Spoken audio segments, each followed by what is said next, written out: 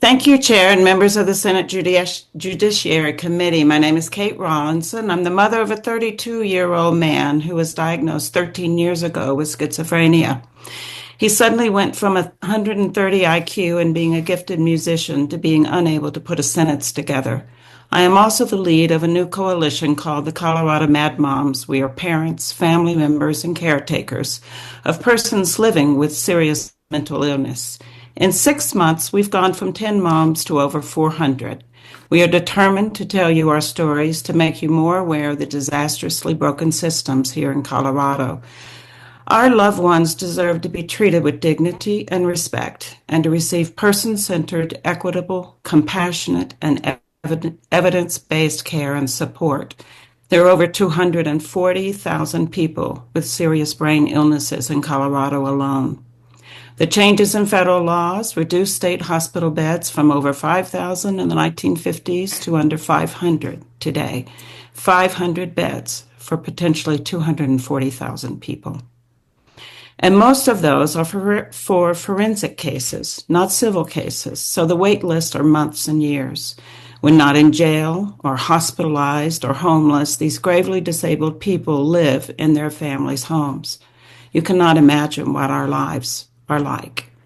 We mothers, fathers, brothers, and sisters are the new asylums, living with ill family members, doing our best to keep them alive and to get treatment for them. Most of us do not have the skills or access to services that could help them live meaningful lives in recovery. Or they are like my son was, living on the streets of rural Colorado for several years, using street drugs to quieten the voices and trying to feel, as he puts it, normal. Or they're in our county jails being housed, often unmedicated, while labeled by Colorado as gravely disabled, yet alone in psychosis and solitary confinement in a jail cell. They do not belong there.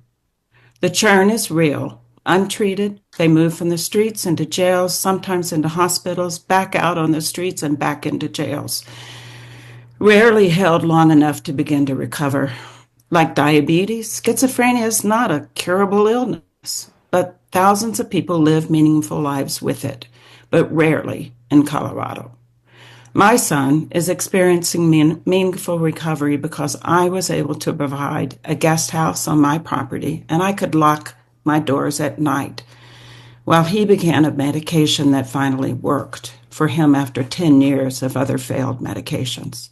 He's totally sober for 2 years now and beginning his adult life anew. I had the means, time, and tenacity to fight the broken systems for him. Not every parent can do that. Serious brain illnesses are genetic. I know moms who have multiple children with brain disorders, from autism to developmental disabilities to schizophrenia and more. It's your job to ensure that every parent has access to quality health care. My son is no longer homeless. He's no longer costing taxpayers $50,000 a year to be housed in a jail where he was for 6 months on a felony attempted murder charge 8 years ago.